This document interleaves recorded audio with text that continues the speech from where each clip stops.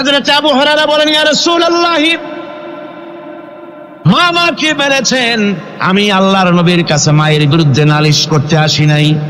বললেন, কেন এসেছো? হযরত আবু হুরায়রা বলেন, হুজুর এসেছি একটা কারণে। আমি জানি আল্লাহ নবী যদি আল্লাহর দরবারে হাত উঠায়া কোনো জিনিস বলে, আল্লাহ রাব্বুল আলামিন সঙ্গে সঙ্গে মঞ্জুর করে নেন। হুজুর আমি এসেছি, মেহেরবানি করে দোয়া করুন আমার মাকে যেন আল্লাহ হেদায়েত নসিব করে দেন। আল্লাহ নবী হাত উঁচু করে বললেন, আল্লাহুম্মা হিদি উম্মা আবি হুরায়রা, আয় আল্লাহ আমি দোয়া করি আবু হুরায়রার মাকে তুমি হেদায়েত নসিব করে দাও। রাসূলুল্লাহ দোয়া করছেন আর আবু হুরায়রা সমানে দৌড়াচ্ছেন। তিনি দৌড়াচ্ছেন, পিছন থেকে কয়েকজনে আবু হুরায়রার জামা টেনে ধরেছে, দৌড়। তাদের জানা আবু হুরায়রা খুব ভদ্রলোক মানুষ, কোন ঝড় ঝামেলার মধ্যে থাকে না, রাগসাগ করে না, চিৎকার মারে না, দৌড় মারে না, এত ভদ্র শরীর, দৌড়ায় কি? না জানি কোন বিপদ বুঝি ঘটে গেছে। পিছন থেকে জামা টেনে ধরে বলে, দৌড়াও কেন? হযরত আবু হুরায়রা জামা সাহাবীর হাত থেকে ছিনায় নিয়ে বলেন, জামা ছেড়ে দাও, আমাকে দৌড়াতে দাও। আমি দৌড়াইয়া বাড়িতে দেখতে চাই, আমি দৌড়াইয়া আগে আমার বাড়ি পৌঁছতে পারলাম না, আমি যাওয়ার আগে আমার আল্লাহর নবীর দোয়া আমার বাড়ি পৌঁছে গেছে, আমি এইটা দেখতে চাই। হযরত আবু হুরায়রা বাড়িতে গিয়ে দরজা নক করলেন, ভেতর থেকে আওয়াজ এলো, কে? হযরত আবু হুরায়রা বলেন, মা আমি তোমার আবু হুরায়রা ফিরে এসেছি। মা বলছেন, বাবা অপেক্ষা করো, দরজা খুলতেছি। হযরত আবু হুরায়রা বলেন, মায়ের গলার আওয়াজের ভিতরে শিরকিয়াতের কর্কশতা পেলাম না, মায়ের গলার আওয়াজের ভিতরে তাওহীদের গন্ধ পেলাম। আমার মনে হলো নবীজির নিক্ষিপ্ত তীর তার নিশানায় পৌঁছে গেছে। কিছুক্ষণ পর মা আমার বেরিয়ে এলেন, মাথা থেকে চুলের থেকে, বুড়ি মানুষ, সাদা চুলের ভিতর থেকে পানি পড়তেছে। মা বলল, বাবারে তোমারে মারার পর আমি বড় অনুতপ্ত হয়েছি, অনুশোচনা করেছি, আমি গোসল করেছি, মনে মনে ভাবলাম আমার ছেলে তো কোনো খারাপ জায়গায় যায় নাই, কেন তারে মারলাম? আমি বড় লজ্জায় পড়েছি তোমারে মেরে। ও আমার আবু হুরায়রা, আমি গোসল করেছি, পবিত্র হয়ে গেছি, জলদি করে আমাকে নিয়ে চলো বিশ্ব নবী জনাবে মুহাম্মদুর রাসূলুল্লাহর দরবারে। হযরত আবু হুরায়রার মা ঘোষণা করলেন, আশহাদু আল্লা ইলাহা ইল্লাল্লাহু ওয়াহদাহু লা শারীকা লাহু ওয়া আশহাদু আন্না মুহাম্মাদান আবদুহু ওয়া রাসূলুহু। আমার ভাইরা, মা বাপ সবচেয়ে সম্মানের জিনিস। আল্লাহর ইবাদতের পরই মা বাপের খেদমত করতে হবে। আল্লাহ পাক বলছেন, বান্দারে দেখ, মায়ের পেট থেকে আনলাম, মায়ের বুকের মধ্যে মহব্বত পয়দা করলাম, এত মহব্বত দিলাম তোর উপরে, যে কোনো বিদেশে যান, যেখানে যান, বাড়িতে ফিরলে পরে সকলে, ছেলে মেয়ে ভাই বোন সবাই দেখবে সুটকেসে আমার জন্য আনছে কি। সবাই চিন্তা করবে আমার জন্য কি এনেছে। একমাত্র মা সন্তানের মুখের দিকে তাকাবে, কখন খাইছে সে। সুবহানাল্লাহ, সুবহানাল্লাহ, আমার বাসার মুখখানে শুকনা, তুই বুঝি আজকে কিছু খাইস নাই। বিদেশে যেসব সন্তান থাকে, মা টাটা কবুতরের মতো ছটফট করে। আমার ছোটবেলার কথা আমি দেখেছি, শশিরা মাদ্রাসায় পড়তাম, আব্বা টাকা দিতেন মাদ্রাসায় যাওয়ার সময়, আবার মা আবার মুরগির ডিম বিক্রি করা, বিভিন্ন জিনিস বিক্রি করা বা বাজার করা পয়সা, উদ্বৃত্ত কিছু পয়সা আব্বার অজান্তে আমার হাতের মুঠার মধ্যে দিয়ে দিতেন। যখন মাদ্রাসার দিকে রওনা হয়েছি, পর্দার আড়াল থেকে, দরজা থেকে দেখতাম, যতক্ষণ তাকায় দেখতেছি চোখ থেকে পানি দরদর করে পড়তেছে। সুবহানাল্লাহ, মা কি জিনিস! আল্লাহ আল্লাহ আল্লাহ। বিদেশে যদি কারো সন্তান মারা যায়, সবাই জানার আগে কবি বলতেছেন, বিদেশে বিরাজ্যে যার পুত্র মারা যায়, পশু পক্ষী না জানিতে আগে জানে মা। মায়ের কই যান তারে টান লেগে যায়, মা বুঝতে পারে আমার সন্তানটা নাই। আহারে মা! আমার বন্ধুগণ, মা যার বেঁচে আছে, বেয়াদবি করেছেন, পাও ধরে মাপ নিয়ে নেবেন, পাও ধরে মাপ নিয়ে নেবেন। মা তো পা ধরে দেখবেন মাফ করে দিবে। সুবহানাল্লাহ, সুবহানাল্লাহ, কত দরদ তার বুকের মধ্যে। আর মা বাপকে সম্মান করবে। যাক, এই বিষয়ের উপরে আমি আর যেতে চাই না। সত্যি আপনাদের বললাম, এই বিশাল জনতাকে বললাম, সবচাইতে বড় পীর আপনার জন্য আপনার মা বাপ। সবচেয়ে বড় পীর কে? মা বাপ। সন্তুষ্ট করেন, রুজিতে অভাব ঘটবে না। কোন মাজারে গিয়ে সেজদা দেওয়া লাগবে না, আল্লাহর কসম, মাজারে যাই চাওয়া লাগবে না। মা বাপকে খেদমত করেন, মা বাপকে খুশি করেন, মা বাপকে খাওয়ান, হাদিয়া দেন, মা বাপ খুশি, রুজিতে বরকত হবে, ব্যবসায় বরকত হবে, ঋণগ্রস্ত থাকবেন না, সম্মান আল্লাহ বাড়ায় দিবেন। সুবহানাল্লাহ বিহামদি, রাসূলুল্লাহর হাদিস। এই জন্য আমি অনুরোধ করব, মা বাপকে সম্মান করবে। নবী করিম সাল্লাল্লাহু আলাইহি ওয়াসাল্লাম ইন্তেকাল করলেন, এরপরে ক্ষমতায় এলেন হযরত আবু বকর, প্রধান বিচারপতি হলেন হযরত ওমর। ইতিহাস লিখছে, ফামাকাতা আমান কামিলান ফালাম ইয়াখতাসিম ইলাইহি ইসনান। 1 বছর পার হয়ে গেল, হযরত ওমরের বিচারালয় একটা লোক বিচার চাইতে আসে নাই। আছে পৃথিবীতে কোন ইতিহাস এরকম যে 1 বছরে প্রতি মামলা হয় না? বলেন আপনারা, আছে? হযরত ওমর রাদিয়াল্লাহু তাআলা আনহু হযরত আবু বকরের কাছে গিয়ে বললেন, মা হাজাতা বি ইনদা কওমিন মুমিনিনা ইয়া খলিফাত রাসূলিল্লাহ। হে আল্লাহর রাসূলের খলিফা, এই দেশে একটা বিচারকের দরকার কি? তিনি জিজ্ঞেস করলেন, লিমাযা?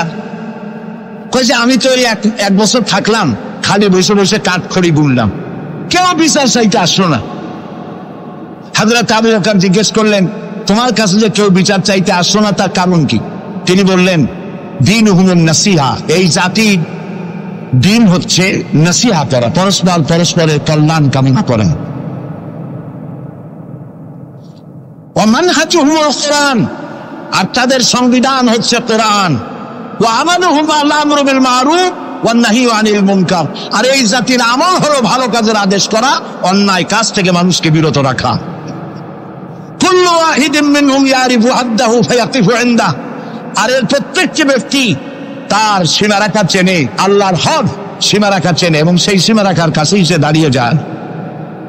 সুতরাং এই যখন এই জাতির অবস্থা, ফাফিমা হুম ইয়াখতাসিমুনা ইলাইয়া ইয়া খলিফাত রাসূলিল্লাহ সাল্লাল্লাহু আলাইহি ওয়াসাল্লাম, এই যখন জাতির অবস্থা, সেই জাতি মামলা করতে আসবে কেন? সুবহানাল্লাহ। মামলা নাই, মোকদ্দমা নাই, এমন একটি সমাজ নবী করিম সাল্লাল্লাহু আলাইহি ওয়াসাল্লাম তৈরি করেছেন। এবং এই সমাজে মানুষকে উপার্জনের জন্য তাগিদ দেওয়া হতো, চুপ করে বসে থাকতে পারবে না, কাজ করে খাও। কি করে খাও? বলেন, কি করে খাও? কাজ করে খাও। হাত যে এইভাবে করে নেয়, এই হাতের কোনো দাম নাই, এভাবে করে তিনি দেয়, সেই হাতের দাম বেশি। সুবহানাল্লাহ। আল্লাহ রাব্বুল আলামিন বলেন, ফাইদা কুদিয়াতিস সালাতু ফান্তাশিরু ফিল আরদি ওয়াবতাগু মিন ফাদলিল্লাহ। নামাজ যখন পড়া হয়ে গেল, ছড়িয়ে পড়ো আমার ময়দানে, ক্ষেত খামারে, অফিসে, আদালতে, রুজি কামাই করো, বসে থেকো না। রাসূলুল্লাহ বলেছেন, ইদা সাল্লাইতুমুল ফাজরা ফালা তানুমু আন তালবে আরযাকুম। ফজরের নামাজ যখন পড়া হয়ে বসে থেকো না, ফালা তানুমু, ঘুমায়ো না, আন তালবে আরযাকুম, রুজি কামাবার জন্য মাঠে ময়দানে নেমে যাও। হযরত ওমর রাদিয়াল্লাহু তাআলা আনহু মসজিদে নববীতে ফজরের নামাজ পড়ে দেখলেন এক গ্রুপ লোক সেখানে বসা। জোহরের সময় দেখলেন সেই লোকগুলি বসা, আসরও দেখলেন, মাগরিবেও দেখলেন, এশাও দেখলেন। প্রশ্ন করলেন, তোমরা যে এখানে বসা, তোমরা কারা? গতকাল ফজর থেকে আজকে এশা পর্যন্ত দেখতেছি, তোমরা কারা? তারা বললো যে আমরা এখানে আল্লাহর জিকির আজগার করি, দূর থেকে আসছি। খাও কি? যে কিছু লোকের আমাদেরকে রান্না বান্না করে খাও, আমরা আল্লাহর জিকির করি তো, এই জন্য রান্না বান্না করে আমাদের খাওয়াই যায়। হযরত ওমর বলছেন, তোমাদের মতো অলসগুলোরে যে খাওয়ায়, তোমাদের থেকে ওই লোকগুলির মর্যাদা আল্লাহর কাছে অনেক বেশি। তবে মনে রাখো, আগামীকাল ফজরের পরে যদি এই জায়গায় তোমাদেরকে বসে থাকতে দেখি, ব্যাট মেরে মসজিদের নববী থেকে বের করব। কাজ করো। ইসলাম কাজের প্রতি উৎসাহিত করেছে এবং ধনাঢ্য লোককে দায়িত্ব দিয়েছে, অফি আমওয়ালিহিম হাক্কুল লিসাইল ওয়াল মাহরুম। ধনীদের উচিত গরিবদের অধিকার আদায় করে দেওয়া, তাই লা ইয়াকুনা দুলাতাম বাইনাল আগনিয়া মিনকুম, যাতে করে তোমাদের সম্পদগুলি গুটিগত প্রয়োগের ভিতরে যেন পঞ্জীবিত হয়ে না থাকে। নবী করিম সাল্লাল্লাহু আলাইহি ওয়াসাল্লাম তার রাষ্ট্র ব্যবস্থার মধ্যে একটি ব্যাংক তৈরি করেছিলেন। ব্যাংকের নাম ছিল বাইতুল মাল। বলুন, ব্যাংকের নাম কি ছিল? বাইতুল মাল। এই বাইতুল মাল ইনগ্রাল সেশন, ওপেনিং সেশন, এই বাইতুল মাল ব্যাংকে রাসূলুল্লাহ উদ্বোধন করলেন। উদ্বোধন করার সময় তিনি বললেন, মান তারাকা দায়নান আও দিয়ান ফালাইয়া। আমার রাষ্ট্রের ভেতরে কোন মানুষ যদি ঋণগ্রস্ত হয়ে মারা যায় আর তার ঋণ পরিশোধের কোন সুযোগ যদি না থাকে তার ছেলে মেয়ের কাছে, তার বউয়ের কাছে, তাহলে তার অসহায় সমস্ত ইতিম বাচ্চা পরিবারের লোকগুলি আর ঋণ পরিশোধের দায়িত্ব আমি মুহাম্মদ সাল্লাল্লাহু আলাইহি সাল্লাম আমার কাঁধে উঠাইয়া নিলাম। এটি ছিল সোশ্যাল ওয়েলফেয়ার স্টেট, একটি কল্যাণ রাষ্ট্র। এই পৃথিবীতে কল্যাণ রাষ্ট্রের কনসেপশন সর্বপ্রথম যিনি দিয়েছেন আধুনিক রাষ্ট্র প্রতিষ্ঠান রূপকার বিশ্বনবী মুহাম্মদ রাসূলুল্লাহ সাল্লাল্লাহু আলাইহি ওয়াসাল্লাম। তাই রাষ্ট্র ছিল সুখী, সমৃদ্ধ, চুরি নাই, ডাকাতি নাই, মাস্টারি নাই, চাঁদাবাজি নাই। এই দৃশ্য যখন কাফেরেরা দেখলো, তখন কাফেরেরা মনে করলো যে আমরা তো খামোখাই রাসূলের সাথে বিরোধিতা করেছি, উনি তো আমাদের শত্রু না। তখন অবস্থাটা কি হলো? আল্লাহ রাব্বুল আলামিন এই পরিস্থিতিতে সূরা নসর নাজিল করলেন। মদিনার শেষ জীবনে ইযা জাআ নাসরুল্লাহি ওয়াল ফাতহু, জানেন না এই সূরাটা? পড়েন, ইযা জাআ নাসরুল্লাহি ওয়াল ফাতহু ورأيت الناس يدخلون في دين الله أفواجا فسبح بحمد ربك واستغفر إنه كان توابا ইদা জা নাসরুল্লাহিল ফাতহু, আল্লাহর পক্ষ থেকে যখন মদদ আসবে, বিজয় আসবে, তখন দেখতে পাবে দলে দলে লোক ইসলামে প্রবেশ করতেছে। সুবহানাল্লাহ। মদিনার জীবনের শেষ দিকে আর ভূখণ্ডে একটা কাফেরও ছিল না, সবাই বলেছে লা ইলাহা ইল্লাল্লাহু মুহাম্মাদুর রাসূলুল্লাহ। সুবহানাল্লাহ। প্রিয় ভাই সব, এই ছিল ইসলামী রাষ্ট্রের রূপরেখা। রাসূলুল্লাহ বলেছেন, আমি তো চলে যাব, চিরকাল থাকবেন। তারাকতু ফীকুম আমরাইন লান তাদিল্লু মা তামাসসাকতুম বিহিমা কিতাবুল্লাহ ওয়া সুন্নাতুর রাসূল। আমি চলে যাব, দুটো জিনিস তোমাদের জন্য রেখে গেলাম। বলেন কয়টা জিনিস? একটা হলো আল্লাহর কিতাব, আর একটা কি? সুন্নাতে রাসূল। এই দুইটা জিনিস রেখে গেলাম। মারির দাঁত দিয়ে কামড়ে ধরো, তাহলে পৃথিবীতে তোমরা বিচ্ছিন্ন হবে না, ধ্বংস হবে না। সুবহানাল্লাহ। প্রিয় ভাই সব, নবী করিম সাল্লাল্লাহু আলাইহি ওয়াসাল্লাম দুটি জিনিস রেখে গেলেন। কয়টা রাখলেন বলেন? দুইটা। চেন চলে কয়টা লাইন দিয়া? বলেন, দুইটা লাইন। দুইটা লাইনের উপরে চেন চলে। চেন কি? কতগুলি কম্পার্টমেন্ট, এর মধ্যে মানুষ বসে, মাল সামান নিয়ে মানুষ বসলো। চাকার দূরত্ব আর লাইনের দূরত্ব যদি সমান থাকে, তাহলে কমলাপুর থেকে ছাড়বে, চিটাগং চলে যাবেন আরামসে, সব বুঝে ঘুমাইতে ঘুমাইতে। ঠিক কিনা? বোঝেন কথা? কিন্তু মাঝখানে যদি চাকাগুলো একটু ছেড়ায় যায়, ফাঁক বেশি হয়ে যায়, অথবা লাইন যদি একটু দেখা হয়ে যায়, তাহলে ট্রেন কি চলবে? কি হবে? অ্যাক্সিডেন্ট হলে যাত্রীরা কি হবে? মারা যাবে, মালপত্র সব শেষ হয়ে যাবে। ঠিক না? সুতরাং এটা যেমন বুঝলেন, আমরা আজ ছিলাম বেহেশতে, আসলাম দুনিয়া। আল্লাহ রাব্বুল আলামিন এই দুনিয়াবাসীদেরকে জান্নাতে নিতে চান। সুবহানাল্লাহ বলে। এই জন্য দুইটা লাইন করে দিয়েছেন। দুইটা লাইন রাসূলুল্লাহ পেতে দিয়ে গেলেন। একটার নাম হলো কোরআন, আর একটার নাম হাদিস। আর আপনার আমার দেহ, এই দেহগুলিকে ধরেন কম্পার্টমেন্ট, বগি, ট্রেনের বগি। এই বগি, এই ট্রেন, এই দেহ নামক বগিকে চালাবার জন্য কতগুলি চাকা দরকার। সেই চাকা হলো অর্থনীতির চাকা, রাজনীতির চাকা, সমাজনীতির চাকা, স্বরাষ্ট্রনীতির চাকা, পররাষ্ট্রনীতির চাকা।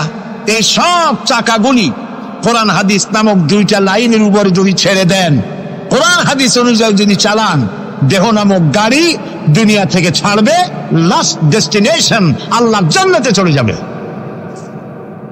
আর যদি দেহ নামক এই গাড়িকে চালাতে গিয়া রাজনৈতিক চাকা যদি দৌড় দেয়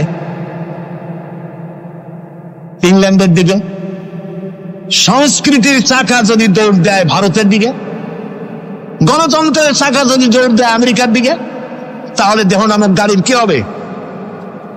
অ্যাক্সিডেন্ট অবধারিত। কথাটা কি বোঝা কঠিন না সহজ? সুতরাং আসুন কোরআনের, আল্লাহ রসুলের বলা ওই কোরআন আর ওই হাদিস, এই দুইটা নিয়ে আমাদের জীবনকে পরিচালিত করতে চেষ্টা করি, এবং এই চেষ্টা ফলবতী হতে পারে পার্লামেন্টে। 1000 বছর ওয়াজ করে যা করতে না পারবেন, পার্লামেন্টে যদি কোরআনের পক্ষের লোকেরা মেজরিটি হয়, তাহলে 1000 বছর ওয়াজের তুলনায় একটা বিল পাশ করলে অতি তাড়াতাড়ি তা হয়ে যায়। এই জন্য জনগণকে সেভাবে তৈরি হতে হবে, প্রস্তুতি নিতে হবে এবং বুঝতে হবে কোরআনের আইন ছাড়া সন্ত্রাস দুর্নীতি নির্মূল হবে না, হবে না, হবে না। ডক্টর শহীদুল্লাহ যখন ডক্টরের ডিগ্রি করে দেশে ফিরলেন, তো লোকেরা মনে করলো ডক্টর হয়ে আসছে। পুরান ঢাকার লোকেরা সবাই গেল তার কাছে জ্বর, সর্দি, ব্রঙ্কাইটিস, টাইফয়েড, নিউমোনিয়ার ওষুধ আনার জন্য। তিনি যে এত বুঝাইতে চেষ্টা করলেন যে আমি ওষুধের ডাক্তার না, আমি ভাষার ডাক্তার। পুরান ঢাকার লোকেরা কইল ডক্টর হইছে মগর ওষুধ দিবার পারে না। ডক্টর মরহুম শহীদুল্লাহ তিনি বক্তৃতা করতে গিয়ে বলতেন শিক্ষিত লোকদেরকে, উনি তো সাধারণ লোকদের মধ্যে বক্তৃতা করতেন না, শিক্ষিত লোকদের মধ্যে বক্তৃতা করতে গিয়ে বলতেন, তোমরা যতই শিক্ষা গ্রহণ করো, ব্রিফকেস ভর্তি করে যত ডক্টরের ডিগ্রি আনো না কেন, এই কিতাবের জ্ঞান যদি না থাকে তোমরা পণ্ডিত, তবে তোমরা মূর্খ পণ্ডিত। এই কিতাবের জ্ঞান যদি থাকে তাহলে তোমরা সত্যিকারের পণ্ডিত হইতে পারবা। সেই কিতাবখানার নাম কি? আমি আজ আপনাদের সামনে এই কোরআন থেকে সেই কথাগুলি বলবো ইনশাআল্লাহ। আপনারা দোয়া করেন যেন বলতে পারি। আমি আল্লাহর কাছে নিজেকে সমর্থ করতেছি, সুবহানাকা লা ইলমা লানা ইল্লা মা আল্লামতানা। আল্লাহ তাআলা, আমার তো কোনো জ্ঞান নাই, আমি তো লোকেরা আমাকে মুফাসসিরে কোরআন বলে, কিন্তু আমি তো জানি আমি কি, আমি কোরআনের একজন ছাত্র মাত্র। এই লাখো জনতাকে তোমার কোরআন থেকে বলা তৌফিক দান করে দিও, বলি আমিন। প্রিয় ভাই সব, শয়তানের ওয়াসওয়াসা থেকে আসুন আগে পানা চেয়ে নি। সবাই পড়েন আমার সাথে, আউযু বিল্লাহি মিনাশ শাইতানির রাজীম, বিসমিল্লাহির রাহমানির রাহিম। বিতাড়িত মজদুদ শয়তানের ওয়াসওয়াসা থেকে আল্লাহর কাছে পানা চাই, বলেন আমিন। পরম করুণাময় আল্লাহ রাব্বুল আলামিন নামে শুরু করছি। আল্লাহ তাআলা আমাদেরকে সৃষ্টি করে অন্ধকারে ছেড়ে দেননি। কি বলেন, অন্ধকারে ছেড়ে দিয়েছেন? কেউ কেউ বলে যে না, আল্লাহ তাআলা কি রাস্তা করেছেন? আল্লাহ তাআলা রাস্তা তৈরি করেছেন, এটা আপনাদের বুঝতে হবে। পাহাড়ি এলাকায় আপনি যদি হারায় যান, সেখানে কোনো গভর্নমেন্ট রাস্তা করে নাই, কিন্তু আল্লাহ তাআলা গিরিপথ তৈরি করে রাখছেন। মরুভূমির মধ্যে যদি হারিয়ে যান, সেখানেও আপনি দিক নির্দেশনা পাবেন। সমুদ্রের ভিতরে যদি আপনি হারিয়ে যান, কোনো নাবিক যদি হারায়, দিনের বেলায় সেটা কম্পাস দিয়ে চললো, রাতের বেলায় তার চলার জন্য আকাশে আল্লাহ তারকা খচিত করে রেখেছেন, যাতে নাবিকরা হারিয়ে না যায়। যে আল্লাহ রাব্বুল আলামিন পাহাড়ি এলাকার ভিতরে মানুষ যেন হারিয়ে না যায়, এজন্য পাহাড়ের ভিতরে গিরিপথ তৈরি করলেন। মরুভূমির ভিতরে চলার জন্য দিকের নির্দেশনা দিলেন। সমুদ্রের ভিতরে নাবিক যাতে না হারায়, আকাশে তারকা আল্লাহ তাআলা খচিত করে রাখলেন। সেই আল্লাহ রাব্বুল আলামিন পৃথিবীতে মানুষ চলাফেরা করবে, মানুষ জন্মগ্রহণ করে মৃত্যু পর্যন্ত চলার জন্য তার অর্থনীতি প্রয়োজন, রাজনীতি প্রয়োজন, সমাজনীতি প্রয়োজন, তার শিক্ষানীতি প্রয়োজন। জীবনের এই নীতিমালার বাঁকে বাঁকে মোড়ে মোড়ে সে হারায় যাবে। আল্লাহ তাআলা এমনকি তার বান্দার প্রতি আচরণ করতে পারেন না। সেজন্য রব্বুল আলামিন বান্দা পৃথিবীতে যেন সঠিক পথে চলতে পারে, এজন্য তার জীবনের প্রত্যেকটি মোড়ে মোড়ে বাঁকে বাঁকে আল্লাহ তাআলা কোরআনের আলো, নূরের আলো আল্লাহ জ্বালিয়ে রেখেছেন। আল্লাহ তাআলা বলেন, قد جاءكم من الله نور وكتاب مبين قد جاءكم من الله نور। ও পৃথিবীর মানুষেরা শোনো, অবশ্যই আমি আল্লাহর পক্ষ থেকে তোমাদের জন্য এসেছে আলো, ওয়া কিতাবুম মুবিন, আর দিয়েছি আমি একটা স্পষ্ট কিতাব, সুস্পষ্ট কিতাব। তোমাদের সৃষ্টি করে আমি অন্ধকারে ফালাই দেই নেই, আমি একটা আলো দিছি। সেই আলোটা কি? সূর্য? সেটি কি চন্দ্র? না, সেটি চন্দ্র নয়, সেটি সূর্য নয়। সেই আলোটির নাম হলো মুহাম্মাদুর রাসূলুল্লাহ সাল্লাল্লাহু আলাইহি ওয়াসাল্লাম। জীবনের এমন কোন দিক এবং বিভাগ নাই যেখানে আল্লাহ তাআলা মুহাম্মদ সাল্লাল্লাহু আলাইহি সাল্লামকে আদর্শ বানান নাই। সুবহানাল্লাহ। আমি তার কথাই আজকে আপনাদেরকে বলবো ইনশাআল্লাহ। বলি ইনশাআল্লাহ। প্রিয় ভাই সব, এই পৃথিবীতে আল্লাহ রাব্বুল আলামিন সব থেকে দুর্বল করে সৃষ্টি করেছেন মানব গোষ্ঠীকে। মানুষেরা সব থেকে দুর্বল। আপনি বলতে পারেন যে কেমনি আমরা দুর্বল হইলাম, এত মারামারি করি তারপরেও দুর্বল? হ্যাঁ, তারপরেও দুর্বল। যেমন গরু, সে তার আত্মরক্ষার জন্য মাথায় দুইটা শিং পাইছে, আমরা কেউ শিং পাইনি, আমরা দ্রুতগতি করতে পারিনি, ঠিক না? কথা কন না কেন? কুকুরে কামড়াইতে পারেন, কুকুরের কাজ কুকুরে করেছে, কামড় দিয়েছে পায়, তাই বলে কি কুকুরে কামড়ানো মানুষের স্বভাব? মানুষ কি কুত্তার গায়ে কামড় দিতে পারবে? ওই রকমের শক্তিশালী দাঁত মানুষের আল্লাহ দেন নাই। সাপেরে আল্লাহ তাআলা বিষধর দন্ত দিয়েছেন, বাঘের খাবার মধ্যে নখর দিয়েছেন, মূলার মতো মোটা মোটা দাঁত দিয়েছেন। এমনকি আত্মরক্ষার জন্য ভীমরুল বলারের রুল ফুটাবার মতো শক্তি আল্লাহ দিয়েছেন। এবার বলেন তো, আপনার কাছে আত্মরক্ষার কি আছে? আপনি তো বলতেই পারেন বীরত্বের সাথে, হ্যান করেঙ্গে ত্যান করেঙ্গে, লাঠি কে আমদার মুগুর ভরেঙ্গে, বলতে পারবেন, কিন্তু লাঠির মধ্যে মুগুর আপনি ভরতে পারবেন না। মানুষের কাছে আত্মরক্ষার কোনো হাতিয়ার নাই। এই মাহফিলের মধ্যে যদি এখন একটা সাপ ঢোকে অথবা বড় জাতের কয়েকটা ব্যাঙ ঢোকে, লাফানো শুরু করবে এই মাথা দিয়া, এই মাথা দিয়ে দৌড় আরম্ভ করবে। তারপর অন্তত সদরঘাট পর্যন্ত দৌড়ে গিয়ে জিজ্ঞেস করবে, ভাই আমরা দৌড়াই কেন? তো সামান্য ব্যাঙের সাথে পারি না, সামান্য সাপের সাথে পারি না, বললা ভীমরুলের সাথেও পারি না। আত্মরক্ষামূলক হাতিয়ার আমাদের কাছে দেওয়া হয় নাই। এরপরে এমনকি আমরা চোখে ভালো করে দেখি না, চোখ দিয়েও আমরা দেখতে পাই না। আপনারা বলবেন তাহলে আমরা কি ভেলকি দেখি? না, ভেলকি দেখেননি। আমাদেরকে দেখতে হলে আমরা আলোর সাহায্য দেখি, আলো না হলে আমরা দেখতেও পারি না। অমাবস্যার রাতে মানুষ নিজের শরীরও নিজে দেখতে পারে না। এই যে অবস্থা, এই যে দুর্বলতা, এই দুর্বল মানুষকেই পৃথিবীর সকল সবল প্রাণীর চাইতে আল্লাহ তাআলা শ্রেষ্ঠ করেছেন। শ্রেষ্ঠ কে? বলেন কে? কিসের দিক থেকে শ্রেষ্ঠ? জ্ঞান। জ্ঞান দিয়ে আল্লাহ মানুষকে শ্রেষ্ঠ করেছেন। সুতরাং জ্ঞান দিয়ে আপনি সব চিনবেন, আর আলোর পথ চিনবেন না, তা তো হতে পারে না। এই জন্য আপনি সব যেমন চেনেন, আলোর দিশাও আপনাকে পাইতে হবে। আপনার নেতা Karl Marx, Lenin, Mao Tse-tung, Hegel, Darwin, Copernicus, Kepler, এরা আপনার নেতা হতে পারে না। আপনার আমার নেতা হবেন মুহাম্মদুর রাসূলুল্লাহ সাল্লাল্লাহু আলাইহি ওয়াসাল্লাম। আচ্ছা, ওনারা নেতা হবেন না কেন? সেটাও একটু ব্যাখ্যার দাবি রাখে। ওনারাও কিন্তু কষ্ট করেছেন। মার্কস, হেগেল, মাও সেতুং, এরা কষ্ট করেছেন, জেল খেটেছেন, বই লিখেছেন, মানবতার কল্যাণে এগুলি করেছেন, কিন্তু তাদের কথার কোনো মিল ছিল না। এক একজন এক এক ধরনের কথা বলেছেন, এবং তাদের কথা দিয়ে পৃথিবীর মানুষের জন্য কোনো স্থায়ী শান্তি প্রতিষ্ঠিত হয় নাই পৃথিবীর এক ইঞ্চি জমিনের ওপারেও। এটা ঠিক কিনা? নবীদের কথায় আমাদের চলতে হবে, কারণ নবীদের কথার মধ্যে কোনো গরমিল হয় নাই। আদম আলাইহিস সালাম বলেছেন আল্লাহ এক, নূহ আলাইহিস সালাম বলেছেন বেশি হইতে পারে, নাউযুবিল্লাহ। ইব্রাহিম আলাইহিস সালাম বলেছেন আখিরাত আছে, আরেকজন নবী বলেছেন নাও থাকতে পারে। একজন নবী বলেছেন কবর আযাব হবে, আরেকজনে বলেন এটা একটা আমার চিন্তায় না থাকতেও পারে। এইরকম নবীদের কথার মধ্যে কোনো ব্যস্কম হয়েছে? বলেন হয়েছে? কেন হয় নাই? কারণ দার্শনিক রাজনীতিবিদ, ওদের যে শ্রেণী, ওর থেকে নবীদের শ্রেণী সম্পূর্ণ স্বতন্ত্র, এবং দুই শ্রেণীর মাঝে গালফ অফ ডিফারেন্স। দার্শনিক এবং রাজনীতিবিদরা তারা কথা বলেন নিজস্ব মন মস্তিষ্ক প্রসূত জ্ঞান দিয়ে, আর নবীরা কথা বলেন আল্লাহর জ্ঞান দিয়ে।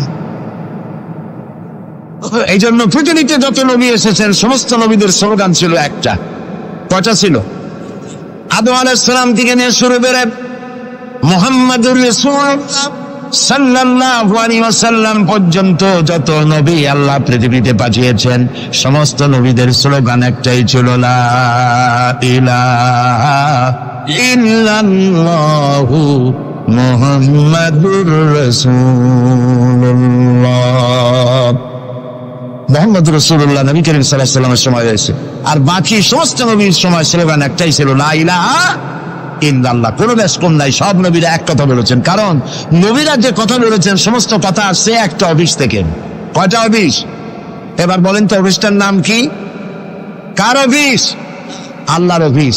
এবং একজন মেসেঞ্জার সমস্ত নবীদের কাছে আল্লাহর মেসেজ বহন করে নিয়ে এসেছেন, সেই আল্লাহ কর্তৃক নিয়োগ প্রাপ্ত অথেন্টিক জেনুইন যিনি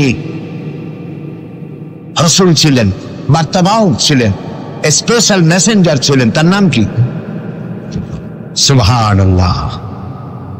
পৃথিবীর সবচাইতে বেশি মর্যাদা এবং সব থেকে বেশি সুন্দর করে আল্লাহ তাআলা তাকে এই পৃথিবীতে পাঠিয়েছেন।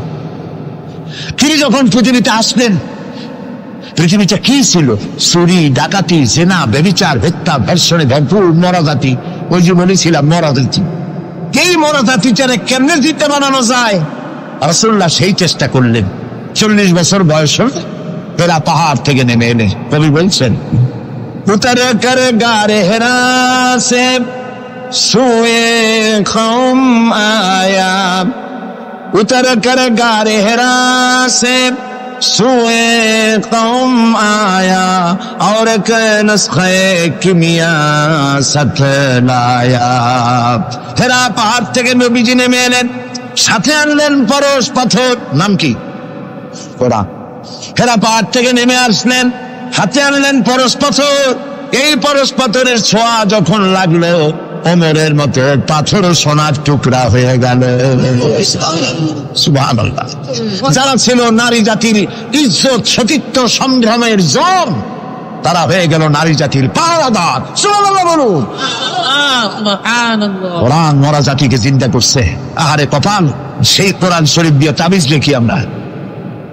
আরে বাবা, বাংলাদেশে ইমদাদিয়া লাইব্রেরি, ওসমানিয়া লাইব্রেরি, কতগুলি লাইব্রেরি হয়েছে চকবাজার এলাকায়। আমি তাদেরকে অনুরোধ করব, আপনারা এই আকামটা কখনো করবেন না। ভালো কাজটা করতেছেন, বইপত্র ছাপেন, কিন্তু কোরআন শরীফের মধ্যে আপনারা তাবিজ ঢুকাইছেন। তাদের লেখা, তাদের ছাপানো কোরআন শরীফের মধ্যে দেখা যায় সূরা ইউসুফের নকশা, সূরা মরিয়মের নকশা, সূরা মায়েদার নকশা, ইয়াসিনের নকশা, এবং লেখা আছে এই নকশা ব্যবহার করলে মাথা ভালো হবে, ওই নকশা ব্যবহার করলে বিয়ে হবে তাড়াতাড়ি, এই নকশা ব্যবহার করলে তাড়াতাড়ি বাচ্চা হবে। কোথায় পেয়েছি? কোরআন শরীফ তাবিজের জন্য নাজিল হয় নাই, বিশ্বাস করুন মুসলমান। সুতরাং নকশা আঁকায়া কোরআন শরীফে ছাপানো আল্লাহর কালামের সাথে বেয়াদবি। যারা এই কাজটি করছেন আমি তাদেরকে অনুরোধ করি, আল্লাহর রাস্তায় এই কাজ বন্ধ করে দিন, আর তওবা করুন। কোথায় পেলেন? সূরার কতগুলি নকশা বানাইছেন, 577, 1372, 1940। এদিকে কেমনে হইল সূরা ফাতিহা? বিসমিল্লাহরে বানাইছে 786। এটা তো আপনারা সকলেই জানেন, ঠিক না? বিসমিল্লাহ উদ্দিন লেখে কেনা 786, কপালে যা আছে হোক। প্রিয় ভাই সব, 10 লক্ষ বার যদি 786 লেখেন, একবার বিসমিল্লাহর সমান হবে না। বিসমিল্লাহর মধ্যে 19টা অক্ষর আছে। কয়টা? আর আল্লাহ রাসূল কি বলেছেন? আল্লাহর নবী বলেছেন, কোরআনে কারীমের প্রত্যেকটি অক্ষরে যখন পড়বে বান্দা 10টা করে নেকি হবে। বিসমিল্লাহির রহমানির রহিম পড়েন আমার সাথে, বিসমিল্লাহির রহমানির রহিম। রাসূলুল্লাহর ওয়াদা অনুযায়ী আমার সাথে যখনই পড়লেন বিসমিল্লাহির রহমানির রহিম, একটা অক্ষরে 10, 19টায় 190টি নেকি আমাদের আমলনামায় লেখা হয়ে গেছে। কাজে এই নকশা দিয়ে যারা তাবিজের ব্যবসা করে কিয়ামতে অবশ্যই আসামি হতে হবে। যারা কোরআনকে তাবিজের কাজে ব্যবহার করেছেন আল্লাহর কাছে দায়ী হতেই হবে, কারণ মানুষকে আপনারা বোঝাতে চেষ্টা করেছেন কোরআন তাবিজের কিতাব। অথচ কোরআন এসেছিল একটি সমাজ, একটি রাষ্ট্র বিপ্লব করার জন্য। রাসূলুল্লাহ হচ্ছেন পৃথিবীতে সুন্দর, সুখী, সমৃদ্ধশালী আধুনিক রাষ্ট্রের শ্রেষ্ঠ রূপকার, এবং এই কোরআন দিয়ে তিনি এমন এক রাষ্ট্র বিনির্মাণ করেছিলেন যেখানে চুরি ছিল না, ডাকাতি ছিল না, জেনা ছিল না, ব্যভিচার ছিল না, হত্যা ছিল না, ধর্ষণ ছিল না, সন্ত্রাস মুক্ত সমৃদ্ধি একটি সুখী সমাজ তৈরি করেছিলেন নবী করিম সাল্লাল্লাহু আলাইহি ওয়াসাল্লাম। প্রিয় ভাই সব, বড় আফসোস লাগে সেই কোরআনে শুধু চুমাই খাই, বুকেই লাগাই, আর এই কোরআন শরীফ নিয়ে আমরা কাজে লাগাইতে পারলাম না। এটা ঠিক কিনা? কোরআনকে কাজে লাগাইতে পারছি? পারি নাই। কোরআন শরীফ খালি ঝুলে ঝুলে পড়ি। দেখেন, রমজান মাসে আমাদের দেশের লোকেরা ব্যক্ত করে, ভাই তোমার বাড়ি কি হয়েছে জানি না, আমার পুতের বউ 7 খতম, আমার মেয়ে ক্লাস 9-এ পড়ে, ও 3 খতম, ওর মায় 13 খতম, আর আমি নিজে এমনি এমনি খতম। আপনি প্রতিযোগিতা করে কোরআন শরীফ খতম করবেন, এই জন্য নাযিল হয়েছে কোরআন শরীফ। আপনি কি বিশ্বাস করে? কোন কোন সাহাবী সূরা বাকারা শেষ করতে সময় লেগেছে 2 বছর 3 বছর। কেন পড়তে পারতেন না তিনি? সময় লাগলো কেন? এই জন্য সময় লেগেছে, এক একটি আয়াত তারা তেলাওয়াত করেছেন। শুনতেছেন কথা? এক একটি আয়াত তেলাওয়াত করেছেন, অর্থ বুঝেছেন, ব্যাখ্যা বুঝেছেন, জীবনের উপরে আমল করেছেন, এরপর আরেকটা আয়াত পড়েছেন, বুঝেছেন, আমল করেছেন, তারপরে আরেকটা পড়েছেন। এইরকম করে করে কোরআন তেলাওয়াত করে জীবনের উপরে আমল করার পর সাহাবীরা যখন রাস্তা দিয়ে হাঁটতেন, মানুষেরা দেখতো যেন কোরআন হেঁটে যাচ্ছে। আরে আজ পৃথিবীতে আমরা মায়ের খাবো না কেন? আমি তো বলি বুশের মতো আরো 2-4টা বুশ আসা দরকার। মাইল আমাদের খাওয়াই দরকার। দুনিয়ার সব জাতি চেনা যায়, মুসলমান চেনা যায় না। প্রিয় ভাই সব, নবী করিম সাল্লাল্লাহু আলাইহি ওয়াসাল্লাম এই পরশ পাথর নিয়ে আসলেন। ওমর আসতেন রাসূলকে হত্যা করতে। চিন্তা করেন, নবী হত্যা করতে আসে, কত বড় জাহেল সেই ওমর। আর ওমর ছিলেন কি হইলেন? কি হইলেন বলেন? গিয়ে সোনা ডায়মন্ড হয়ে গেলেন। আল্লাহু আকবার বলেন। আমার রাসূল বললেন, আমার পরে লা নবিয়্যা বাদি ওয়ালা রাসূলা, আমার পরে নবীও হবে না, রাসূলও হবে না। কিন্তু আমার পরে যদি আল্লাহ কাউকে নবী বানাতেন, ওমর অবশ্যই নবী হয়ে যেতেন। আল্লাহু আকবার। প্রিয় ভাই সব, ওমর রে জাহালাত থেকে কয়লার খনি ছিল ওমর, সেইখান থেকে ডায়মন্ড বানাই দিল আল্লাহ তাআলা। কি দিয়ে বানাইলেন? কোরআন। আমরা কিন্তু এর কাছেও যাইতে পারলাম না, খালি চুমা দিলাম আর তাবিজ বানাই গলায় ঝুলাইলাম। এই কোরআন শরীফ আমরা একটা কাপড় দিয়ে পেঁচাই রাখি। আমাদের ঘরে কাপড় দিয়ে কোরআন অনেকের বাড়িতে পেঁচানো আছে, আছে না? এই কাপড়টা যদি মাটিতে পড়ে যায়, যদি পাও লাগে, তাহলে আমরা আটকে উঠি, ঠিক না? কাপড়টা উঠাই কি করি? চুমা দিই। একটা কাপড় আটকে কিছু না। এখানে তো টেবিলেও কাপড় আছে, আমার পায়ের তলেও কাপড় আছে, আমার পরনেও কাপড় আছে, ঠিক না? আপনাদের আছে না? তো এগুলো পাও লাগবে তো আমি আটকে উঠি না। কোরআন শরীফের সাথে যে কাপড়টা ছিল ওটা পড়ে গেলে পাও লাগলে আটকে উঠি, এবং অপরাধ বোধের সৃষ্টি হয়, ঠিক কিনা? কেন হয়? কারণ এই কাপড়টা কোরআনের সাথে কিছুদিন জড়ানো ছিল। কয়েকটা দিন কোরআনের সাথে জড়িয়ে থাকার কারণে একটা কাপড়ের টুকরার ইজ্জত যদি বাড়ে, ইজ্জত যদি বেড়ে গেল, যাদের জন্য কোরআন নাজিল হইল ওদের ইজ্জত বাড়লো না। আমাদের ইজ্জত বাড়ছে। আমাদের ইজ্জত যদি বাড়বে, তাহলে ইরাকে বুশেরা আমাদের মারে কেন? আমাদের ইজ্জত যদি বাড়ে, তাহলে শ্যারন প্যালেস্টাইনে আমাদের মারে কেন? আমাদের ইজ্জত যদি বাড়ে, তাহলে কাশ্মীরে ভারতের কাফের সরকার আমাদের মারে কেন? আলজেরিয়ায়, বসনিয়ায়, চেচনিয়ায়, এরিত্রিয়ায়, সারা পৃথিবীতে আমরা মার খাচ্ছি। তাহলে কি এই কথা বুঝবো যে কোরআন থাকবে যে জাতির কাছে, কোরআনের কারণেই তারা মার খাবে? আল্লাহ কি বলে শুনি। আল্লাহ রাব্বুল আলামিন বলেন, তাহা মা আনজালনা আলাইকাল কুরআনা লিতাশকা। ও নবী, কোরআন আমি এই জন্য নাযিল করি নাই যে কোরআন আপনাকে ভাগ্য বিপর্যস্ত করে দেবে, হতভাগ্য বানাই দেবে। কোরআন এই জন্য নাযিল করি নাই। কোরআন নাযিল করেছে এই জন্য কোরআনের ধারক বাহক যারা হবে তারা শাসিত হবে না, গোটা বিশ্বকে তারা শাসন করবে। এই জন্য এসেছিল কোরআন।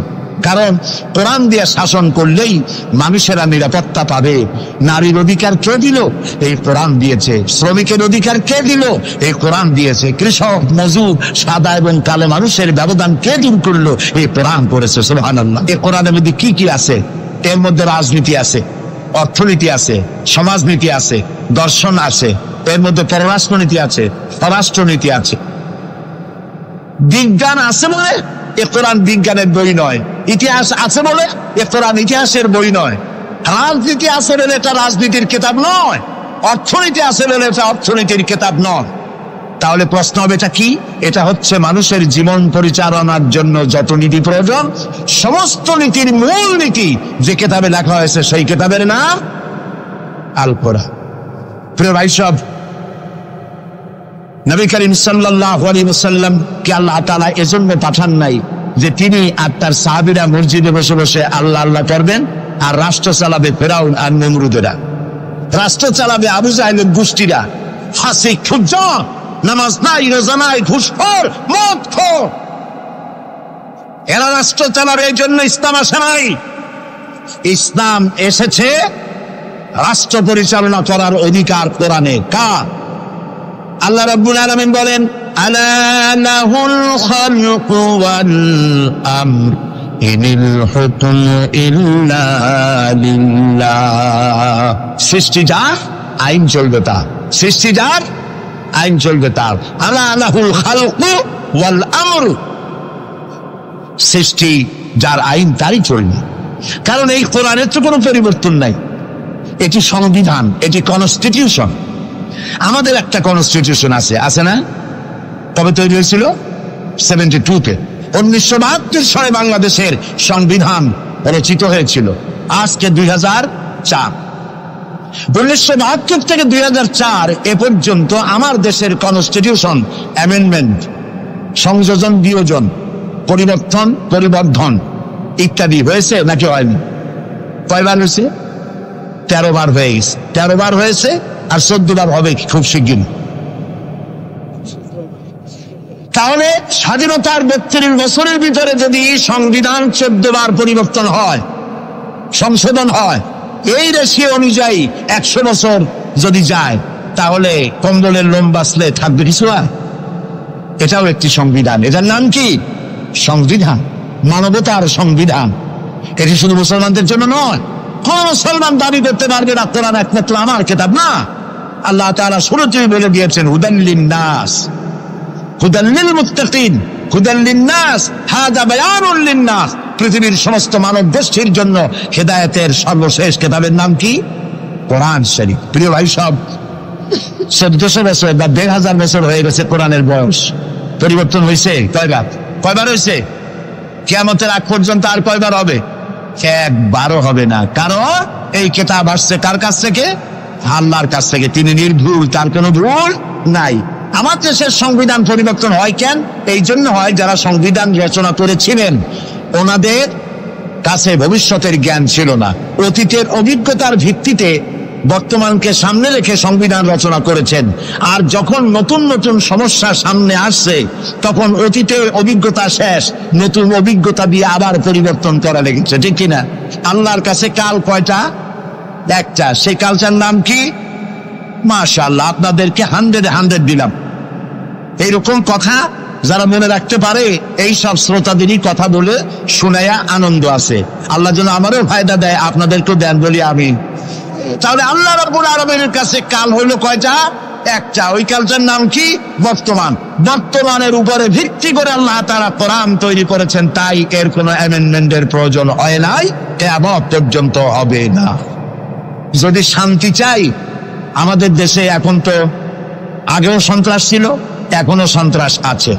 সন্ত্রাস নির্মূল আমরা করতে পারবো না যতক্ষণ না এই কোরআনের শাসন প্রতিষ্ঠিত হচ্ছে, ততক্ষণ পর্যন্ত সন্ত্রাস নির্মূল করা যাবে না।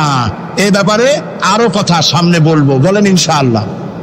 প্রিয় ভাই সব, তো আল্লাহ রাব্বুল আলামিন আমাদেরকে একখানা কিতাব দিলেন আর জিজ্ঞেস করলেন, আমাদেরকে বললেন, আফাগায়রা দীনিল্লাহি ইয়াবগুন ওয়া লাহু আসলামা মান ফিস সামাওয়াতি ওয়াল আরদি তাওআন ওয়া কারহা। আফাগায়রা দীনিল্লাহি ইয়াবগুন, আল্লাহর দেওয়া জীবন ব্যবস্থাকে ছেড়ে দিয়ে মানুষের তৈরি করা, অন্যের তৈরি করা কোন জীবন বিধান তোমরা তালাশ করো নাকি? আল্লাহ প্রশ্ন করছো। ওয়ালাহু আসলামা মান ফিস সামাওয়াতি ওয়াল আরদ, অথচ আকাশে যা আছে, জমিনে যা আছে, আনুগত্যের মস্তক সবাই অবনত করে দিয়েছে আমি আল্লাহর সামনে। সুবহানাল্লাহ। আর তাই সেখানে শান্তি, যারা আল্লাহর আইন মানে সেখানেই শান্তি। দেখেন, একটু আগে আমি বলেছিলাম শুরুতে, সকল প্রাণীর আত্মরক্ষার হাতিয়ার আছে। আমাদের যদি আত্মরক্ষা করতে হয়, লাঠি, বন্দুক, ছুরি ইত্যাদির আশ্রয় দিতে হয়। আমার শরীরে, আপনার শরীরে আত্মরক্ষামূলক কোন হাতিয়ার বলে নাই। এখন আপনি বলেন, আত্মরক্ষার হাতিয়ার আছে বাঘের। সুন্দরবনে বাঘ আছে নাকি নাই? আপনারা কি এটা শুনেছেন যে গত বছর সুন্দরবনের বাঘেরা কোনো একটা বিষয় নিয়ে রাগারাগি করিয়া নিজেরা কামড়াকামড়ি করে 200 বাঘ মারা গেছে? হয়েছে এরকম? কুমিরের এত বড় বড় দা এরকম খিল লেগে যান। এই সব কুমিরেরা তারা জঙ্গলে অথবা নদীর ভিতরে মারামারি করিয়া নিজেরা মারামারি করে 400-500 কুমির মারা গেছে। পাখিরা মারামারি করে মরছে, সাপেরা মারামারি করে মরছে। এরকম হয়েছে কখনো? হয় না। ধরো আমি বলতে চাই, এই পৃথিবীতে বাঘে, সাপে, কুমিরে, হাঙ্গরে, সিংহে যত না মানুষ মেরেছে, মানুষেরা নিজেরাই তার থেকে 1,00,000 গুণে বেশি মানুষ মেরেছে। ওদের মধ্যে শান্তি আছে, আমাদের মধ্যে শান্তি নেই। ওরা আল্লাহর আইন মানে, মানুষ আল্লাহর আইন অমান্য করে, আর সেই জন্যই মানুষকে অশান্তি পোহাতে হয়। এই অশান্তি থেকে বাঁচতে হলে পথ কি? আল্লাহ রাব্বুল আলামিন বলেন, ইত্তাবিউ মা উনজিলা ইলাইকুম মির রাব্বিকুম ওয়া লা তাত্তাবিউ মিন দুনিহি আউলিয়া। ইত্তাবিউ মা উনজিলা ইলাইকুম মির রাব্বিকুম, আনুগত্য করো, অনুসরণ করো, অনুকরণ করো ওই জিনিসের যা তোমার রবের পক্ষ থেকে নাজিল হয়েছে। কি নাজিল হয়েছে বলেন? এইটার অনুসরণ করো। ওয়ালা তাত্তাবিউ মিন দুনিহি আউলিয়া। আর তোমাদের নেতারা যা কিছু তোমাদের জন্য বানিয়েছে তার অনুসরণ করো না। মানব রচিত আইনে শান্তি নাই। আল্লাহ তাআলা বলছেন, আমার বান্দারা, ইত্তাবিউ মা উনজিলা ইলাইকুম মির রাব্বিকুম, আল্লাহর পক্ষ থেকে যে কিতাব আসছে এইটার অনুসরণ করো, এটার মধ্যে সব আছে। নবী করিম সাল্লাল্লাহু আলাইহি ওয়াসাল্লাম এটাকে দিয়েছিলেন যেভাবে, সেইভাবে করতে হবে। আমরা কি নবীকে সেই মর্যাদা দেই? না দেইনি। মুহাম্মদ সাল্লাল্লাহু আলাইহি ওয়াসাল্লামকে মনে করেছি অন্যান্যরা যেমন নেতা, মুহাম্মদ সাল্লাল্লাহু আলাইহি ওয়াসাল্লাম এইরকম একজন ধর্মীয় নেতা। কোরআন শরীফকে মনে করেছি বাইবেল যেমন ধর্মগ্রন্থ, কোরআন ওইরকম একটা ধর্মগ্রন্থ। আমি আপনাদেরকে বলতে চাই, এই কোরআন একটি মুকাম্মাল নিজামে হায়াতের নাম। জীবনের সব কথা আল্লাহ তাআলা এখানে বলে দিয়েছেন। এই জন্য গতানুগতিক ভাবে ধর্মীয় পুস্তক নয়। আর মুহাম্মদ সাল্লাল্লাহু আলাইহি ওয়াসাল্লাম গতানুগতিক ভাবে কোন ধর্মীয় নেতা নন। তিনি হচ্ছেন আদর্শ, পৃথিবীর সব মানুষের জন্য আদর্শ নেতা, এক সফল রাষ্ট্রনায়ক, আল্লাহ রাসূল। সুবহানাল্লাহ। নবী করিম সাল্লাল্লাহু আলাইহি ওয়াসাল্লাম রাষ্ট্র প্রতিষ্ঠা করেছেন, ইসলামের রাষ্ট্র। তার বুনিয়াদ কি? ওয়াতাসিমু বিহাবিলিল্লাহি জামিআ ওয়া লা তাফাররাকু। ঐক্যবদ্ধভাবে আমার রজ্জুকে, আল্লাহর রশিকে মজবুত করে ধারণ করো। কে বলতেছেন? আল্লাহ। নবী করিম সাল্লাল্লাহু আলাইহি ওয়াসাল্লাম যে রাষ্ট্র পরিচালনা করেছিলেন, সেখানে কোনো জাতি, বর্ণ ও আঞ্চলিকতাকে গুরুত্ব দেওয়া হয় নাই। সেখানে গুরুত্ব দেওয়া হয়েছে হাবলুল্লাহ। হাবলুল্লাহ মানে কি বলেন? আল্লাহর রশি। বলেন আপনারা, হাবলুল্লাহ মানে কি? আল্লাহর রশি। আল্লাহর রশি কি? এটাকে রশি বলা হলো কেন বলবো? সেটাকে রসুল বলা হইল কে? আমরা ছিলাম বেহেশতে। কোথায় ছিলাম? পড়ে গেছি কোথায়?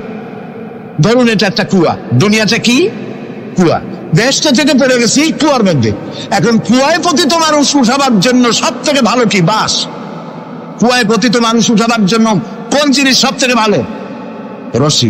আল্লাহ তাআলা কোরআন নামক একটা রশি ফেলাই দিলেন। পড়ে গেছে দুনিয়ায়, আমি চাই তোরা আবার তোদের হারানো বাড়িতে ফিরে আয়। এখন এটা রশি আল্লাহ ফেলাই দিলেন। কুয়ার মানুষ উঠাবার জন্য রশি সব থেকে ভালো, তবে রশির দুইটা শর্ত লাগবে। শর্ত কয়টা? দুইটা। এক নম্বরের শর্ত হলো রশি যেন পচা পাটের দড়ি না হয়, তাহলে পরে নিচে যারা ছিঁড়ে পড়বে, উপরে যে টান দিয়ে উঠাইতে যাবে, ছিঁড়া গিয়া প্রতিত মানুষের দাঁতটা ছিল ওগুলো ভাঙিয়ে শেষ হয়ে যাবে। তাহলে দড়ি কি হইতে হবে? মজবুত। দুই নম্বর, যিনি ধরে টান দিবেন তার হাত হতে হবে মজবুত, তা না হলে পরে যত মানুষ ছিঁড়ে পড়বে ওই হাত থেকে যদি দড়ি ফসকে যায়, যাও চান ছিল তাও শেষ। উপরে ধরে আছেন কে? রশির অভাব প্রান্ত। আল্লাহর রশি কি পচা পাটের দড়ি? এর থেকে মজবুত দড়ি আর আছে? এই দড়ির অপার প্রান্তে ধরেছেন কে? গোটা পৃথিবীর সব মানুষ একত্রিত হয়ে এই রশি ধরো। আল্লাহ তাআলা বলেছেন অপার প্রান্ত ধরে হারানো বাড়ি জান্নাতে ফিরাই দেবেন। নবী করিম সাল্লাল্লাহু আলাইহি ওয়াসাল্লামের এটাই ছিল তার রাষ্ট্র প্রতিষ্ঠার মূলনীতি। কোরআন ধরো, কোরআন বোঝো।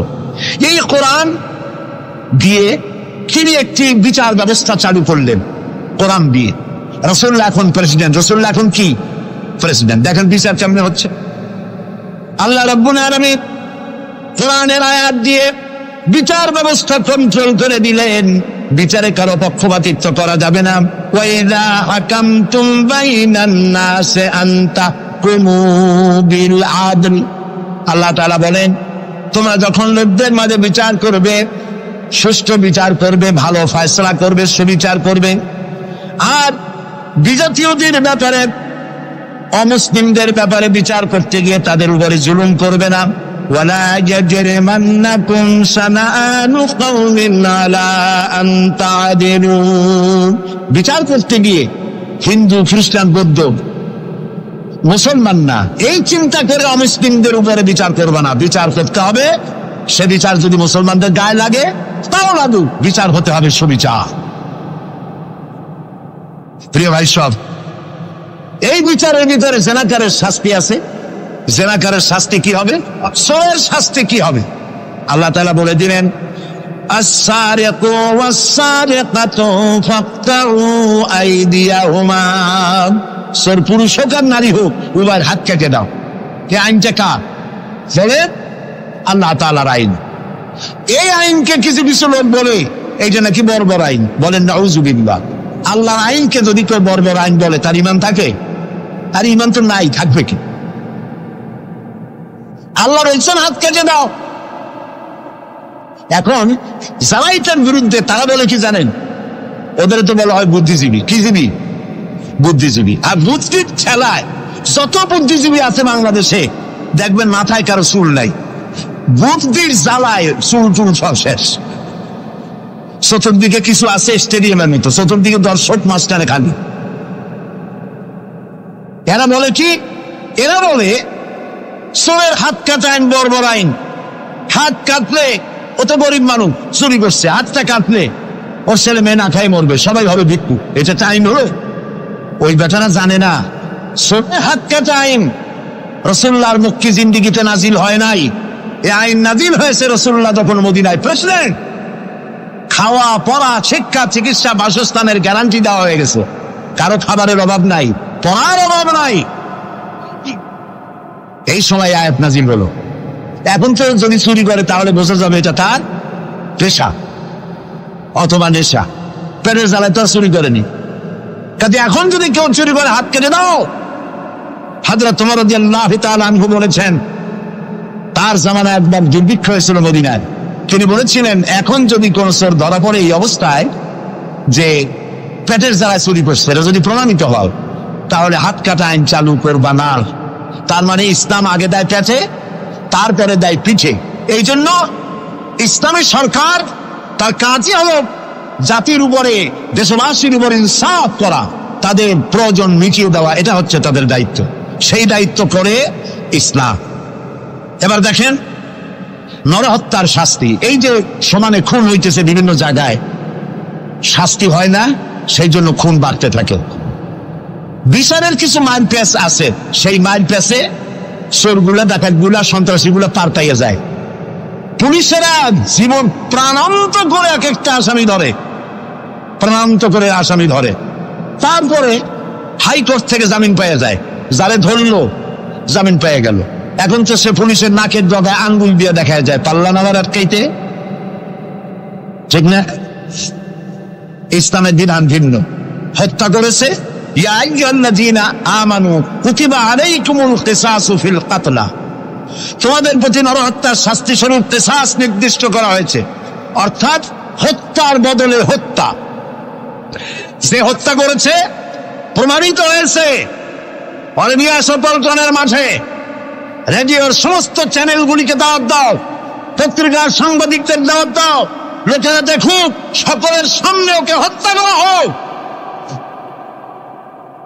জিনার শাস্তি আযানি ওয়াযানিয়াতু আযানিয়াতু ওয়াযানি ফাজনিদু কুল্লা ওয়াহিদিন মিনহুমা মিআতা জালদা। জিনাকার পুরুষ, জিনাকারিনী মহিলা 100 দৌড়া মারো, যদি অবিবাহিতা হয়, আর বিবাহিতা হলে প্রাণদণ্ড দাও। একজন ধর্ষক যে নারী ধর্ষণ করেছে, ধর্ষণ হচ্ছে না, বিচার নাই। ওই আমলে গত 5 বছরে জাহাঙ্গীরনগর বিশ্ববিদ্যালয় এক কোরআনদার 100 বার জেনা করেছে, 100 বার। তারপরে ককটেল পার্টি করেছে। যখন পত্র পত্রিকায় সমালোচনার ঝড় উঠল, তখন সেই সময়ের নেতৃবৃন্দরা এর একটা বিচার উঠেছিল। সেই বিচার হলো ওই কুলাঙ্গার তাদেরই সোনার ছেলে, তারে ডাইকা মাথায় হাত বুলাইলো, এই দুষ্ট ছেলে, এরকম করতে নাই। এই হলো বিচার। ইসলামের বিচারটা কি?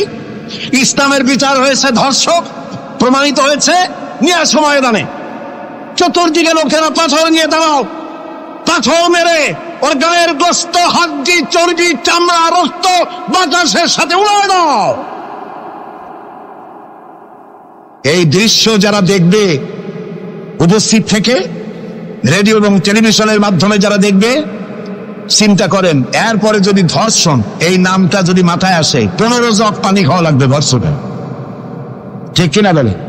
এই বিচারটা কার? চিল্লাবেন।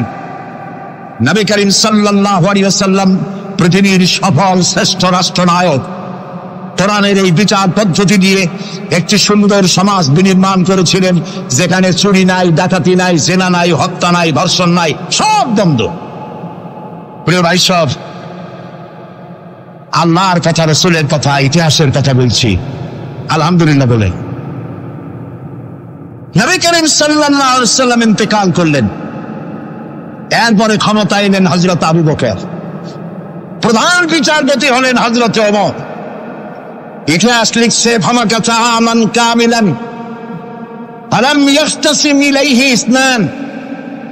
1 বছর পার হয়ে গেল, হযরত ওমরের বিচারালয় একটা লোক বিচার চাইতে আসে নাই। আছে পৃথিবীতে কোন ইতিহাস এরকম যে 1 বছরে কোর্টে মামলা হয় না? বলেন আপনারা, আছে? হযরত ওমর রাদিয়াল্লাহু তাআলা আনহু হযরত আবু বকরের কাছে গিয়ে বললেন, মা হাজাতা বি ইনদা কওমিন মুমিনিনা ইয়া খলিফাত রাসূলিল্লাহ, হে আল্লাহর রাসূলের খলিফা, এই দেশে একটা বিচারকের দরকার কি? তিনি জিজ্ঞেস করলেন, লিমাযা? কই যে আমি তো 1 বছর থাকলাম, খালি বসে বসে কাঠখড়ি গুনলাম, কেউ বিচার চাইতে আসলো না। হযরত আবু বকর জিজ্ঞেস করলেন, তোমার কাছে যে কেউ বিচার চাইতে আসলো না, তার কারণ কি? তিনি বললেন, দীনুহুমুন নাসিহা, এই জাতির দিন হচ্ছে নসিহা করা, পরস্পরের কল্যাণ কামনা করা। ওয়া মানহাজুহুমুল কুরআন, আর তাদের সংবিধান হচ্ছে কোরআন। ওয়া আমালুহুম আল আমরু বিল মারুফ ওয়ান নাহয়ু আনিল মুনকার, আর এই জাতির আমল হলো ভালো কাজের আদেশ করা, অন্যায় কাজ থেকে মানুষকে বিরত রাখা। কুল্লু ওয়াহিদিন মিনহুম ইয়ারিফু হাদ্দাহু ফায়াকিফু ইনদাহ, আর এর প্রত্যেকটি ব্যক্তি তার সীমারেখা চেনে, আল্লাহর হদ সীমারেখা চেনে এবং সেই সীমারেখার কাছেই সে দাঁড়িয়ে যায়। সুতরাং এই যখন এই জাতির অবস্থা, ফাফিমা হুম ইয়াখতাসিমুনা ইলাইয়া ইয়া হালিফাত রাসূলুল্লাহ সাল্লাল্লাহু আলাইহি ওয়াসাল্লাম, এই যখন জাতির অবস্থা, সেই জাতি মামলা করতে আসবে কেন? সুবহানাল্লাহ। মামলা নাই, মোকদ্দমা নাই, এমন একটি সমাজ নবী করিম সাল্লাল্লাহু আলাইহি ওয়াসাল্লাম তৈরি করেছেন। এবং এই সমাজে মানুষকে উপার্জনের জন্য তাগিদ দেওয়া হতো, চুপ করে বসে থাকতে পারবে না, কাজ করে খাও। কি করে খাও বলেন? কি করে খাও? কাজ করে খাও।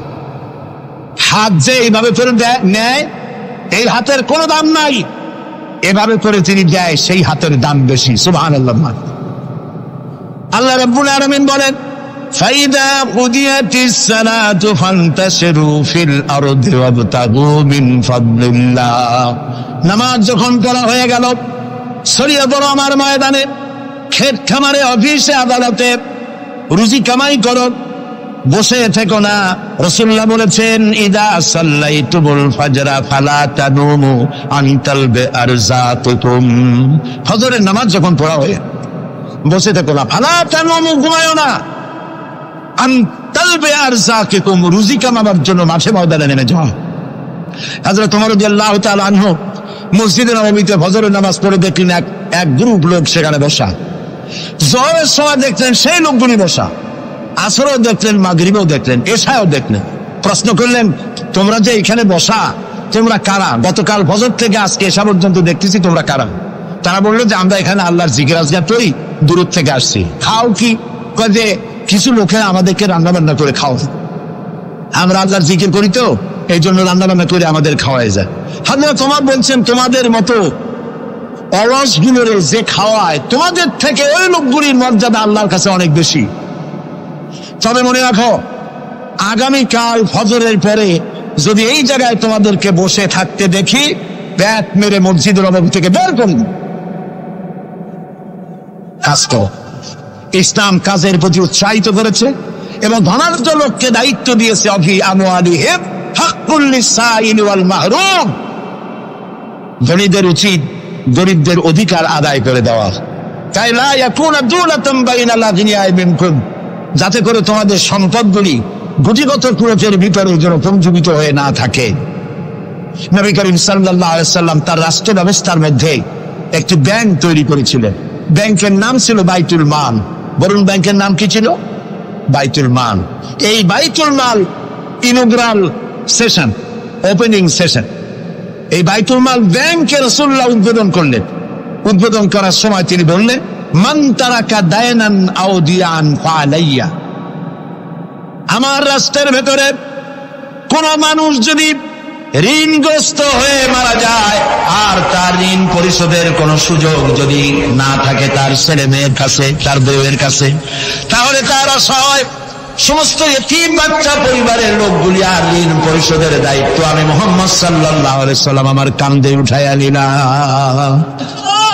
এটি ছিল সোশ্যাল ওয়েলফেয়ার স্টেট, একটি কল্যাণ রাষ্ট্র। এই পৃথিবীতে কল্যাণ রাষ্ট্রের কনসেপশন সর্বপ্রথম যিনি দিয়েছেন, আধুনিক রাষ্ট্র প্রতিষ্ঠান রূপকার বিশ্বনবী মুহাম্মদ রাসূলুল্লাহ সাল্লাল্লাহু আলাইহি ওয়াসাল্লাম।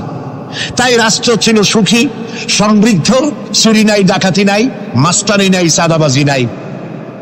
এই দৃশ্য যখন কাফেরেরা দেখলো, তখন কাফেরেরা মনে করলো যে আমরা তো খামোখাই রাসূলের সাথে বিরোধিতা করেছি, উনি তো আমাদের শত্রু না। তখন অবস্থাটা কি হলো? আল্লাহ রাব্বুল আলামিন এই পরিস্থিতিতে সূরা নাসর নাজিল করলেন। মদিনার শেষ জীবনে ইযা জাআ নাসরুল্লাহি ওয়াল ফাতহু, জানেন না এই সূরাটা? পড়েন, ইযা জাআ নাসরুল্লাহি ওয়াল ফাতহু ورأيت الناس يدخلون في دين الله أفواجا فسبح بحمد ربك واستغفر إنه كان توابا। ইযা জা নাসরুল্লাহিল ফাতহু, আল্লাহর পক্ষ থেকে যখন মদদ আসবে, বিজয় আসবে, তখন দেখতে পাবে দলে দলে লোক ইসলামে প্রবেশ করতেছে। সুবহানাল্লাহ। মদিনার জীবনের শেষ দিকে আর ভূখণ্ডে একটা কাবেরও ছিল না, সবাই পড়েছে লা ইলাহা ইল্লাল্লাহু মুহাম্মাদুর রাসূলুল্লাহ। সুবহানাল্লাহ। প্রিয় ভাই সব, এই ছিল ইসলামী রাষ্ট্রের রূপরেখা। রাসূলুল্লাহ বলেছেন, আমি তো চলে যাব, চিরকাল থাকবেন। তারাকতু ফীকুম আমরাইন লান তাদিল্লু মা তামাসসাকতুম বিহিমা কিতাবুল্লাহ ওয়া সুন্নাতু রাসূল। আমি চলে যাব, দুটো জিনিস তোমাদের জন্য রেখে গেলাম। বলেন কয়টা জিনিস? একটা হলো আল্লাহর কিতাব, আর একটা কি? সুন্নাতে রাসূল। এই দুইটা জিনিস রেখে গেলাম। মারির দাঁত দিয়ে কামড়ে ধরো, তাহলে পৃথিবীতে তোমরা বিচ্ছিন্ন হবে না, ধ্বংস হবে না। সুবহানাল্লাহ। প্রিয় ভাই সব, নবী করিম সাল্লাল্লাহু আলাইহি ওয়াসাল্লাম দুটি জিনিস রেখে গেলেন। কয়টা রাখলেন বলেন? দুইটা। চেন চলে কয়টা লাইন দিয়া? বলেন? দুইটা লাইন। দুইটা লাইনের উপরে চেন চলে। চেন কি? কতগুলি কম্পার্টমেন্ট, এর মধ্যে মানুষ বসে, মাল সামান নিয়ে মানুষ বসলো। চাকার দূরত্ব আর লাইনের দূরত্ব যদি সমান থাকে, তাহলে কমলাপুর থেকে ছাড়বে, শ্রীরকম চলে যাবেন আরামসে, সব বুঝে ঘুমাইতে ঘুমাইতে। ঠিক কিনা? বোঝেন কথা? কিন্তু মাঝখানে যদি চাকাগুলো একটু সেরায় যায়, ফাঁক বেশি হয়ে যায়, অথবা লাইন যদি একটু দেখা হয়ে যায়, তাহলে ট্রেন কি চলবে? কি হবে? অ্যাক্সিডেন্ট হলে যাত্রীরা কি হবে? মারা যাবে, মালপত্র সব শেষ হয়ে যাবে। ঠিক না? সুতরাং এটা যেমন বুঝলেন, আমরা আজ ছিলাম বেহেশতে, আসলাম দুনিয়া। আল্লাহ রাব্বুল আলামিন এই দুনিয়াবাসীদেরকে জান্নাতে নিতে চান। সুবহানাল্লাহ বলে।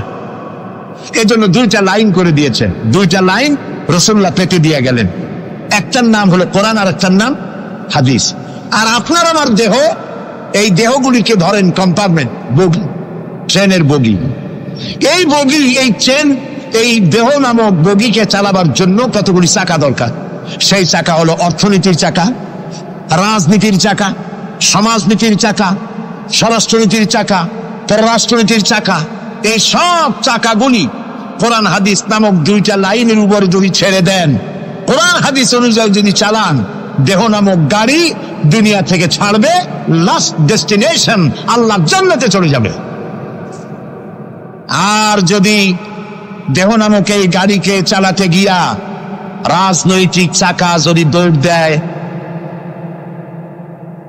ইংল্যান্ডের দিকে, সংস্কৃতির চাকা যদি দৌড় দেয় ভারতের দিকে, গণতন্ত্রের চাকা যদি দৌড় দেয় আমেরিকার দিকে, তাহলে দেহ নামক গাড়ির কি হবে?